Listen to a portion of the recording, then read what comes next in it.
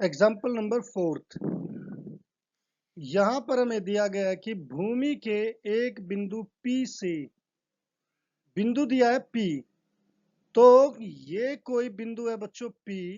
इस P से एक 10 मीटर ऊंचे भवन, ये कोई भवन है यानी कि कोई मकान है 10 मीटर ऊंचा।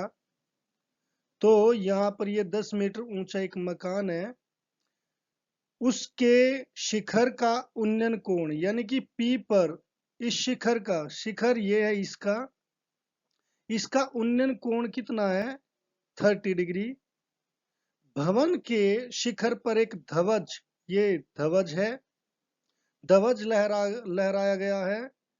और P से ध्वज के शिखर का उन्नयन कोण है 45 डिग्री।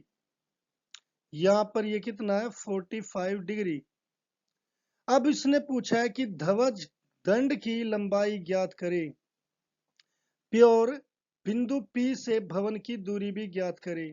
तो बच्चों भवन के इस पॉइंट को Q मान लो, शिखर को R मान लो, ध्वज के शिखर को S मान लो।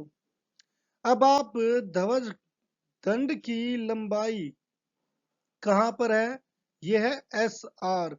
ये लंबाई क्या है जो ध्वज दंड की यानी कि जो ऊपर झंडा फहरा रहा है इसकी लंबाई यानी कि H मान लो। तो एक तो ये निकालनी है और एक PQ, अगर इसे X मान लो तो ये निकालनी है।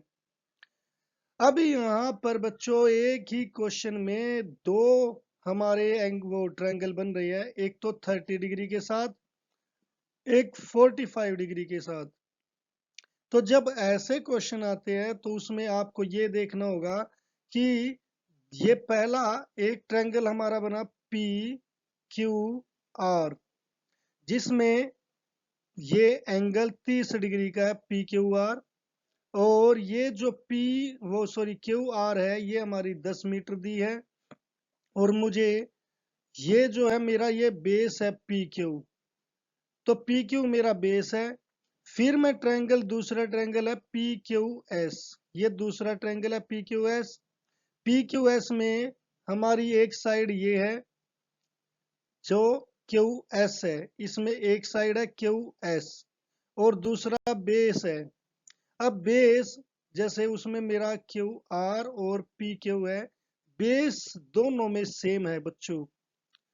जो मुझे निकालना भी है बेस दोनों में सेम है, तो इसका मतलब बेस मैं कॉमन यानी कि इसमें ले सकता हूँ, दोनों में इसका यूज कर सकता हूँ। और जो सामने की साइड है ये हमारे क्या है परपेंडिकुलर, और ये बेस।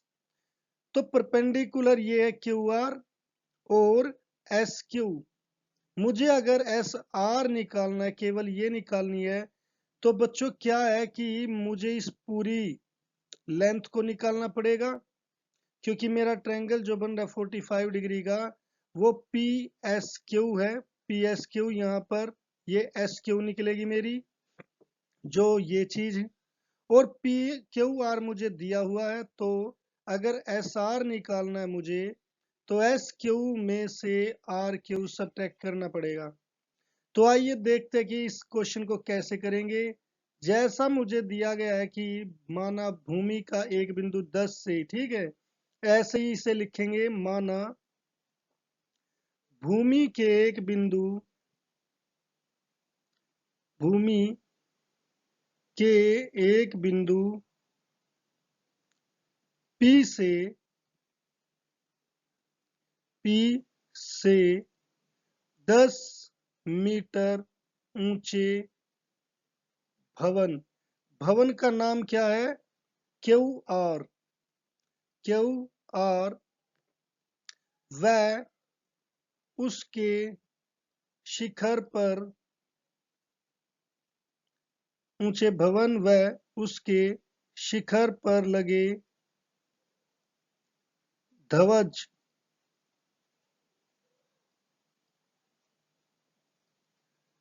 के शिखरों के उन्नयन कोण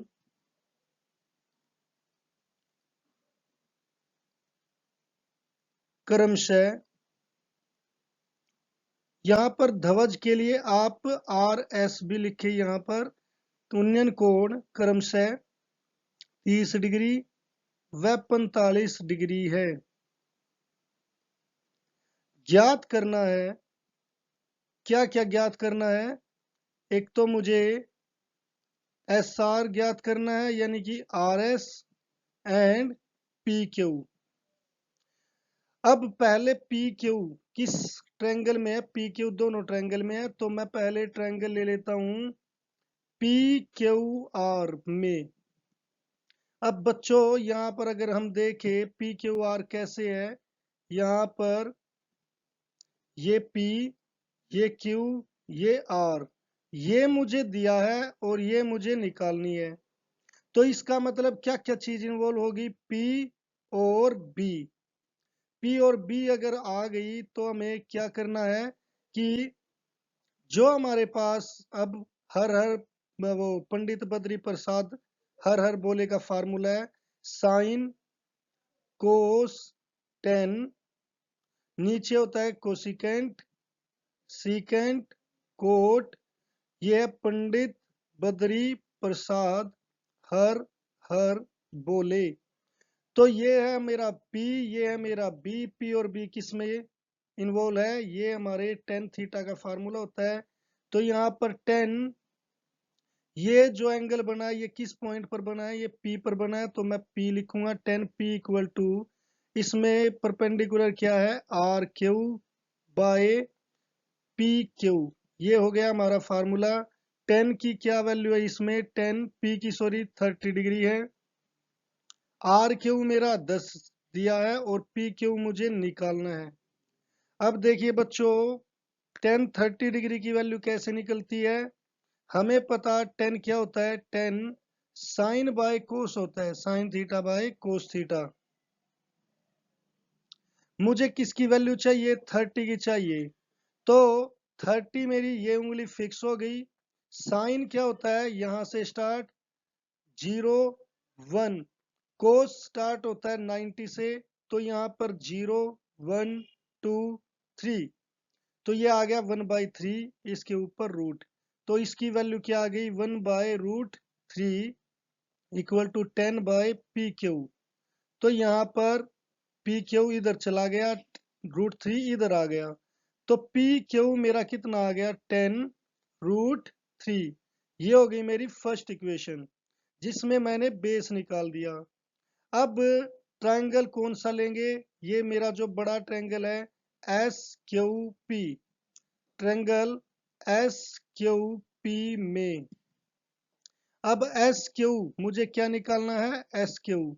तो SQ निकालने के लिए, और मुझे मिल क्या गया है? PQ मिल गया, तो बेस मिल गया। यहाँ पर हम देख सकते हैं ट्रायंगल, यहाँ पर मेरा SQP है, इसका एंगल 45 डिग्री है। यहाँ पर ये पॉइंट R है जो इसके इस लाइन पर है, इसका हमारा R का कोई मतलब नहीं होता बच्चों। तो ये मेरी 10 है और यहाँ पर H है, तो SQ मेरी 10 प्लस H हो गई। और ये मुझे मिली गया 10√3। तो एक तो P हो गया मेरा परपेंडिकुलर, एक हो गया B। तो P और B किस में है? वही 10 में है। तो हम 10P का फार्मूला लगाएंगे, 10P equal to SQ by PQ। अब इसमें 10P की वैल्यू क्या है? 45 डिग्री है। SQ मेरा कितना है? 10 प्लस H है। और PQ मेरा फर्स्ट इक्वेशन से आ गया √3, 10√3। तो अब जो मेरा 1045 की वैल्यू, ये 45 है। 10 वही sine theta by cos theta होता है, साइन थीटा अंगूठे की तरफ से चलता है। ये हो गया 0 1 2, तो यहाँ पर 2 आ गया, और कोस में 45 पर क्या आता है? 0 1 2। तो आंसर क्या आ गया? 2/2, यानी कि 1 इसका रूट। तो इसकी वैल्यू क्या आ जाएगी? 1 equal to 10 plus H by 10√3। अब यहाँ से ये हमारी क्रॉस मल्टीप्लाई होगी, इसके नीचे 1 के नीचे कुछ नहीं है तो 1 लिख लो। तो ये क्रॉस मल्टीप्लाई में ऐसे, यहाँ पर आएगा 10√3 इक्वल टू 10 प्लस एच। अब मुझे निकालना क्या है, एच निकालना है। तो एच निकालने के लिए जो यहाँ पर 10 इधर प्लस में है वो इधर आकर किस में हो जाएगा, माइनस में। तो 10√3 माइनस 10 इक्वल टू एच। यहाँ पर 10 दोनों में कॉमन आ गया, 10 common, √3 minus 1 equal to H. तो इसीलिए एस आर जो ध्वज की लंबाई है वो 10√3 माइनस 1 मीटर है। तो इस तरीके से ये एग्जाम्पल नंबर 4 हम कर सकते हैं।